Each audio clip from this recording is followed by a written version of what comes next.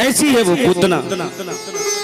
पूता नपि नहीं दितस्सा पूतना, जिसका मन पवित्र नहीं, जिसका तन पवित्र नहीं है, जिसका खान पान पवित्र नहीं है, वही है पूतना। जिसका सोचना विचारना चलना वो भी पवित्र नहीं है, ऐसी पूतना आज नंद बाबा के गांव में आई है भगवान को मारने के लिए।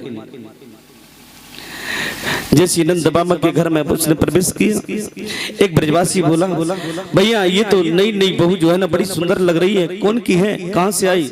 अरे तो नहीं पता, ये नंद बाबा नंद रानी की बचपन की सहेली है, वो आई है शायद मिलने के लिए। सोचा बड़े दिनन के बाद में नंद रानी के घर में लाला भयो है, या लिए जो है ये आशीर्वाद देवे के लिए आई। इतनी बातें कर रही, जैसे ही वो जसोदा मैया पालना झुला रही थी अपने लाला को, धीरे धीरे से वो पूतना पालना के पास में पहुंची, घूंघट मार करके पहुंची। अब देखिए घूंघट मार करके पहुंची है। ये घूंघट मारने की प्रथा हमारी भारतीय संस्कृति में, हिंदू में नहीं है, ये मुसलमान प्रथा है घूंघट मारना। देखिए घूंघट मारने का मतलब क्या है? लज्जा करना, शर्म करना, बड़े का आदर भाव करना। अब ये नहीं आपने लंबा घूंघट मार लिया। हमारे ब्रज में एक बहुत बड़ी कहावत है, आजा वज्र मारे तेरे मुंह पे हड़िया फोड़े। घूंघट मार करके सास को गालियां दे रही, घूंघट मार के ससुर को गालियां दे रही, घूंघट मार के जेठ जेठानी को गालियां दे रही है, सबन को नंबर लगा रही है। ऐसे घूंघट मारने से फायदा क्या है? अपराध। पूतना ने बड़ा लंबा घूंघट मारा, आज पहुंची है। जसोदा मैया ने पूछा, अरे बहन तू कहां से आई? अरे बहन तुम मुझे भूल गई, मैं तो अच्छी तरह से जानू। मैंने सुना कि तुम्हारे घर में लाला भयो है, इसीलिए मैं आई हूँ लाला को आशीर्वाद देने के लिए। अरे बहन ठीक है, तू जहां से आई हो कौन की बहू है? पूतना ने सब कुछ समझा दिया। मैया यशोदा अपने घर में गई। हमारे घर में नाते रिश्तेदार तो अभी भी भरे पड़े हैं, जाने को नाम नहीं ले रहे। तो खाने को मिल रहा है, बना बनाया, मेहनत करने नहीं पड़ रही। तो भैया यशोदा अपने घर में गई, अंदर गई है भोजन आदि बनाने के लिए। इधर पूतना ने बड़े प्रेम से मेरे गोविंद को निहारा। मेरी कन्हैया ने एक टटकी लगा करके देखकर तुरंत अपने नेत्र बंद कर लिए। नेत्र बंद जैसी मेरे प्रभु ने किए, मेरे प्रभु विचार करते मैं इस ब्रज में आया था दूध दही माखन खाने के लिए, और मुझे ये तो अभी मिला नहीं है। पूतना मौसी मुझे पहले ही मारने के लिए आ गया। एक विद्वान लिखते हैं, प्रभु ने इसलिए नेत्र बंद किए, प्रभु के दो नेत्र हैं, एक सूर्य और चंद्रमा। सूर्य चंद्रमा ये सोचते हैं सारे संसार के लोग मेरी कन्हैया से प्रेम करते हैं। जब पूतना कितनी नफरत करती है, स्तनों पर विष लगा करके आई मेरे प्रभु को मारने के लिए।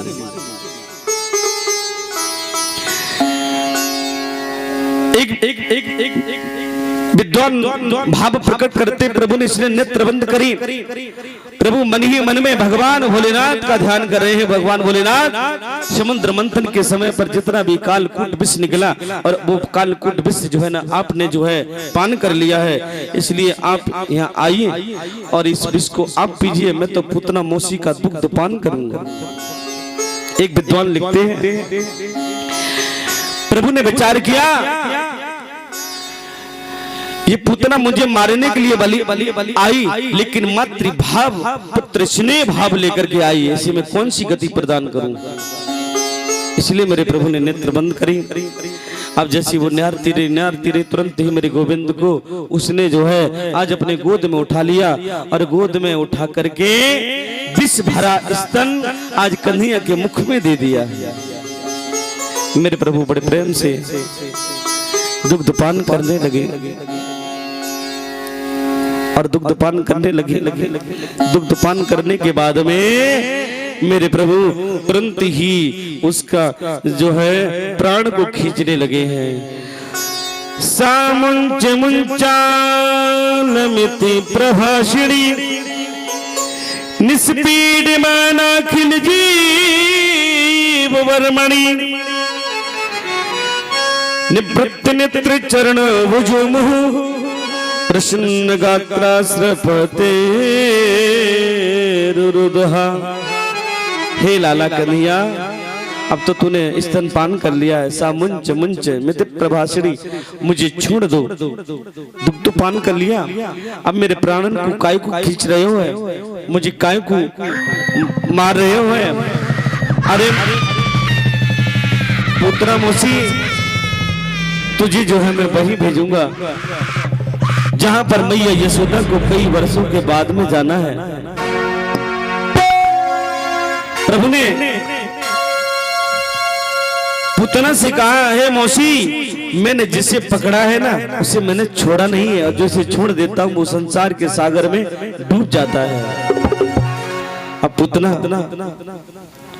उसने असली रूप धारण कर लिया, आकाश में उड़ा करके ले गई और नंद बाबा के पिछवाड़े जाकर के धड़ाम से गिर पड़ी है।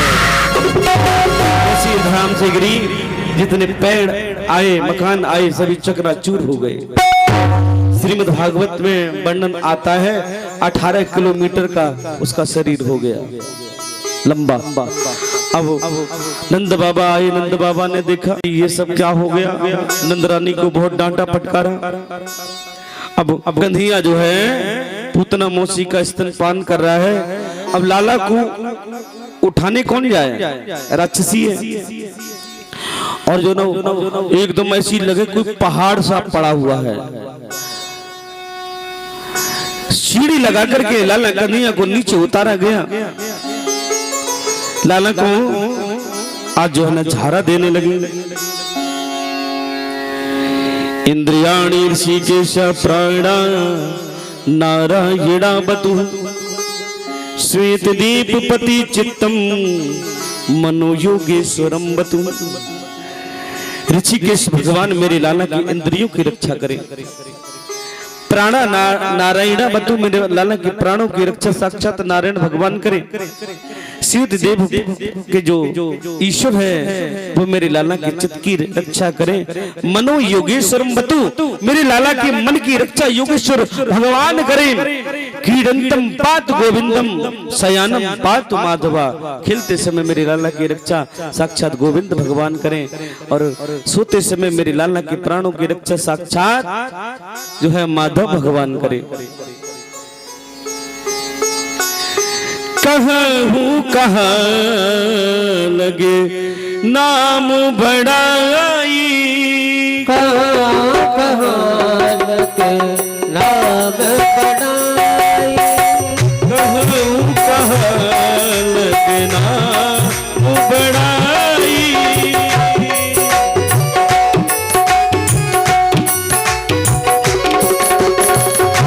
राम न सकई रम गुनी गाई, राम न सकई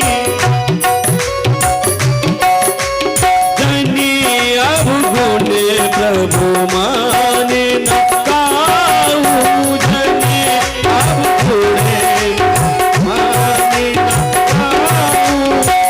दीन बंधु अति हृदय सुभाऊ, दीन बंधु अति हृदय सुभाऊ। प्रभु का स्वभाव जो है ना बड़ा मृदुल है, और परमात्मा भी अपना नाम अपने मुख से जो है गान नहीं कर पाते हैं। ये पुतना नंद बाबा आदि आए, उन्होंने आकर के पुतना के शरीर के टुकड़े जो है ना कुल्हाड़ी से किए हैं। 7 चिता बनाई है 7 जगह पर, भागवत जी में वर्णन है। 7 जगह चिता बनाई और एक साथ में अग्नि संस्कार किया है। तो पूज्य सुखदेव जी महाराज राजा परीक्षित से कहते हैं, राजन जैसे ही अग्नि जलाई तो ऐसी सुगंधी निकली मानो किसी ने उसमें मल्यागिरी चंदन छिड़क दिया हो। इत्र छिड़क दिया हो। परिचित कहने लगे महाराज वहां तो दुर्गंधी आनी चाहिए, सुगंधी क्यों आई? वो भगवान को मारने के लिए आई। सुखदेव जी महाराज कहते हैं कि भगवान जिसे अपना लेते हैं ना तो खट्टी वस्तु भी मीठी हो जाती है। इधर मेरे लाला को जो है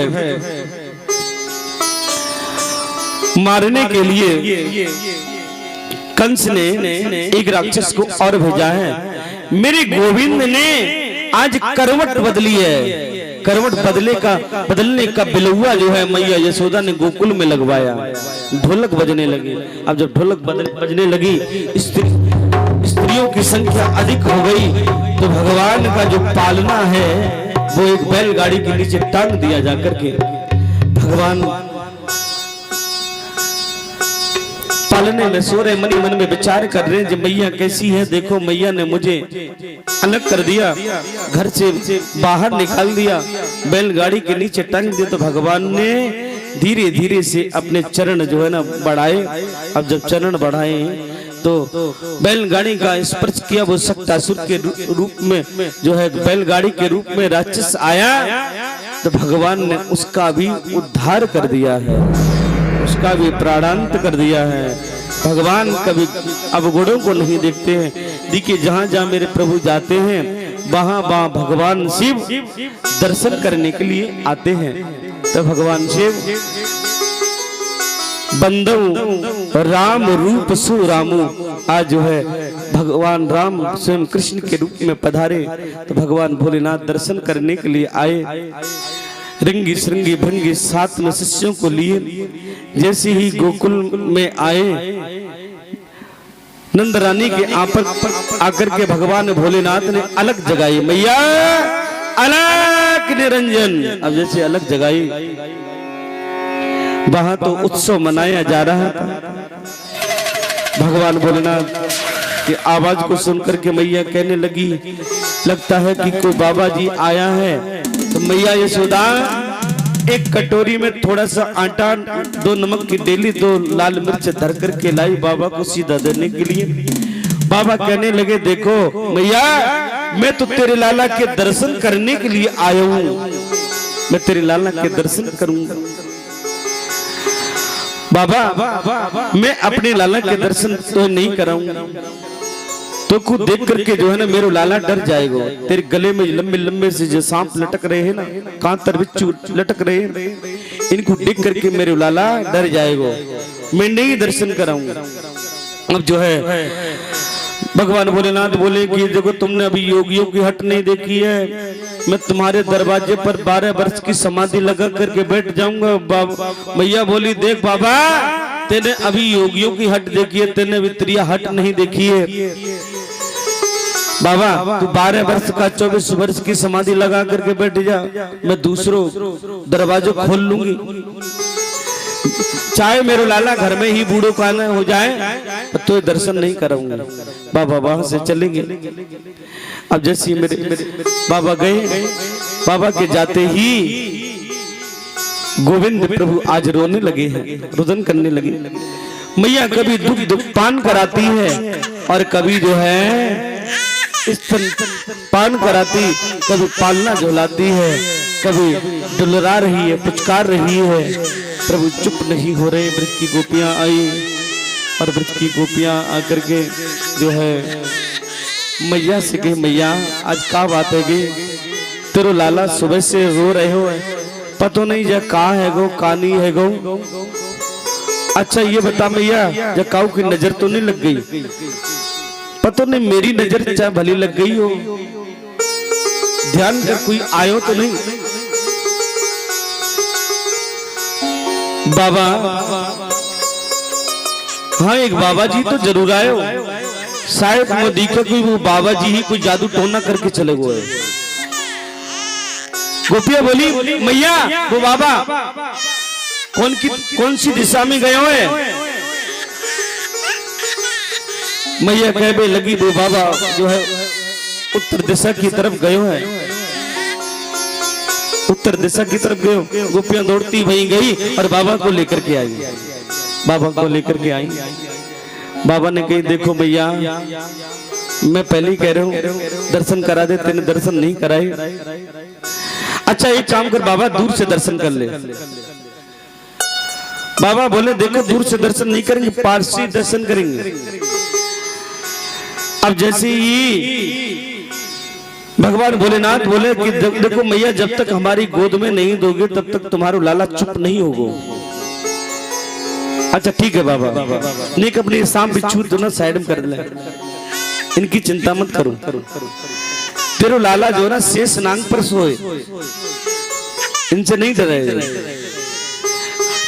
जैसे ही बाबा ने बाल कृष्ण लाल को अपनी गोद में लिया तो मेरे प्रभु हंसने लगे हैं। मैया बोली जरा मेरी गोद में देना। जैसे मैया की गोद में गए फिर रोने लगे हैं। अब बाबा की गोद में आए तो हंसे, मैया की गोद में जाए तो रोए। मैया यशोदा कहने लगी देख बाबा तेने जो है ना एक रोग तो ठीक नहीं कर पाए, तेने दूसरे रोग और पैदा कर दियो है। बाबा एक काम कर क्या कोई ऐसो गंदा ताबीज बना दे जाए जो ना मेरे लाला को काऊ की अलाय बलाय सलाय न लगे, एक ताबीज भर दे। बाबा बोले ठीक है चिंता मत करो। मृत की गोपियां बड़े भाव से उत्सव मना रही हैं। आज बाबा वहीं पर जो है गोकुल में बड़ा सुंदर मंदिर बनवाया।